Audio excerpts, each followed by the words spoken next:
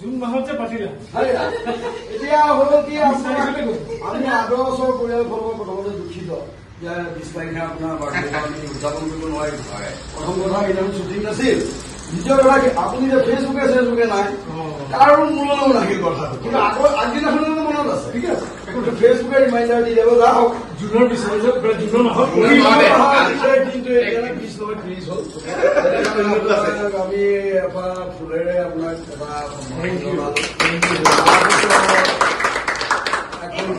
সম্বৰ্ধনা বেৰিয়ে আপোনাক পাঠ কৰিব আমাৰ বেছি নেই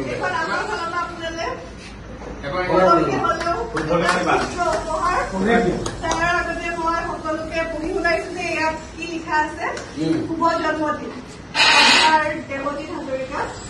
এই বিশেষ অৱসৰত আমি কেৱল আপোনাৰ জন্মদিনটো নহয় আপোনাৰ অতুলনীয় জীৱনকো উদযাপন কৰোঁ যি সেৱা সৃষ্টিশীলতা আৰু দৃঢ়তাৰে পৰিপূৰ্ণ।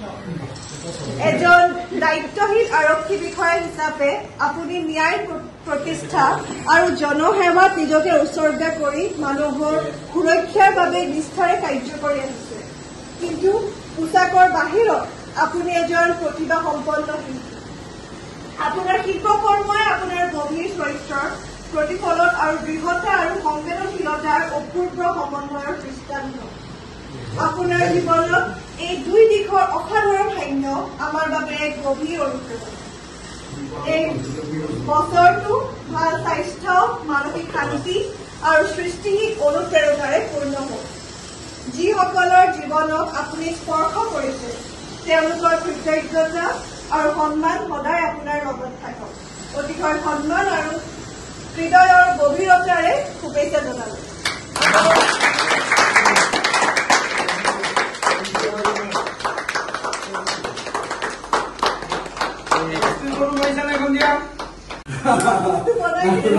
বেলেগকে বনোৱা এইডোখৰে প্ৰদূষণ আছিল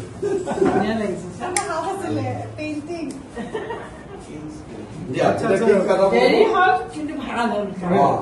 আচ্ছা বিক্ৰীৰ পৰা মানে দীপংকৰে যে বিচাৰিছিলে এইখন সি মোৰ নম্বৰ লৈছে কালি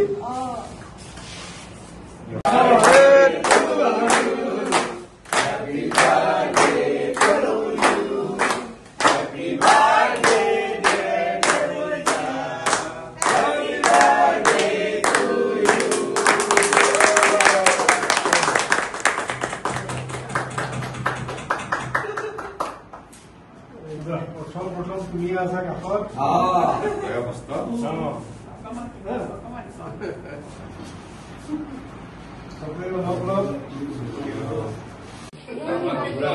থেংক ইউ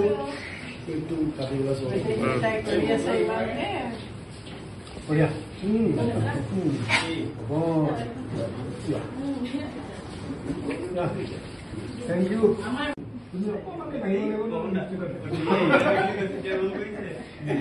জ্বলাই দিয়ক তেতিয়াহ'লে ইয়াত নালাগে বৌহঁতৰ আগত দিব ক'ত জ্বলাম কোৱা ইয়াত নালাগে আচ্ছা জ্বলাই দিলে হ'ল ওলাই যাব কিবা ওলাব এইটো বৌহঁতৰ লগত কৰিব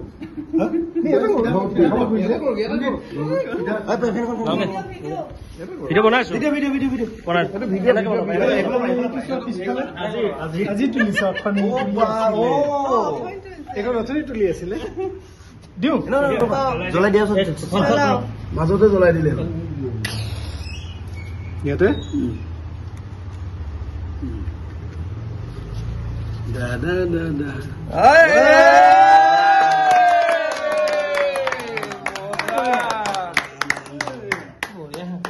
এতিয়া আপোনালোকে চালে এই গিফ্টটো আপোনালোকক যে মই বেকগ্ৰাউণ্ডৰ ফটোখনত যি দেখাইছোঁ এটা ধুনীয়া বেকগ্ৰাউণ্ডৰ মানে বাৰ্থডে গিফ্ট হয়। এই গিফ্টটো যদি আপোনালোকে ল'ব বিচাৰে বেছি দাম নহয় একদম কম দামতে আপোনালোকে গিফ্টটো সংগ্ৰহ কৰিব পাৰিব। আমাৰ ইউটিউব চেনেলৰ জৰিয়তে মই আপোনালোকক কণ্টেক্ট নাম্বাৰটো দিছোঁ আৰু আপোনালোকে যদি ফেচবুকত বা ইনষ্টাত বিচাৰিব পাৰে ডি হাট বুলি আছে ডি হাট আপোনালোকে সাৰ্চ কৰিলে সেই পেজটো ফলো কৰিব। লগতে যদি আপোনালোকক এনেকুৱা গিফ্ট লাগে ধুনীয়া ইউনিক গিফ্ট মানে এইবিলাক বস্তু দোকানত কিনিব মানে সচৰাচৰ নাপায়। দাদাজনে আমাৰ দেৱজিৎ বৰা তেখেতে এইবিলাক বস্তু হেৰি কৰিছে, নিজাকৈ বনাইছে। আপোনালোকে যদি লয় ইয়াত ল'ব পাৰিব। ধুনীয়া এটা বাৰ্থডে গিফ্টত দিয়া বস্তু হয়, আপোনালোকে ল'ব। আৰু ভিডিঅ'টো চাই কেনেকুৱা পালে কমেণ্ট কৰিব। তাইৰ মোৰ ধনজিতে আকৌ মোৰ জন্মদিন উপলক্ষে আদৰৰ আচুৰৰ এই ষ্টুডিঅ'ৰ মজিয়াত মোৰ জন্মদিন যেনেকৈ উদযাপন কৰিলে তাৰ সম্পৰ্কে বোলে মই এটা বাইট দিব লাগে। কি কৰোঁ? আজি ধৰক আপোনাৰ পলমকৈ হ'লেও আমি বাৰ্থডে আপোনালোক চেলিব্ৰেশ্যন কৰিলোঁ, কেনেকুৱা লাগিছে? পলম বুলি নহয়, এই যে গোটেই ইউনিটটোৱে হয় এনেকৈ আজি মোৰ জন্মদিন বুলি মোক শুভেচ্ছা জনালে, মোক এটাই আঁকোৱালি লৈছে আৰু আমি একেলগে বহি চাহকাপ খালোঁ। এইটোৱে আমাৰ কাৰণে খুব আনন্দৰ কথা, খুব ভাল লাগিছে। বঢ়িয়া দাদা, থেংক ইউ। আপোনাৰ কিমান বছৰ ভৰি দিলে আপুনি? বয়সটো ক'বলৈ মই খুবেই ভাল পাওঁ। হয়, মই 66 years কমপ্লিট কৰিলোঁ। পুৰা আপুনি পুৰা চিৰ জীৱন পুৰা একদম এতিয়া বৰ্তমান যেনেকৈ আপোনাক দেখি আছোঁ পিছলৈকে এনেকৈ দেখিম। সেইটোৱে তোমালোকে শুভেচ্ছা জনাবা, লগৰখিনি আশীৰ্বাদ কৰক, সেইটোৱে মই বিচাৰিছোঁ। Thank you. Thank U.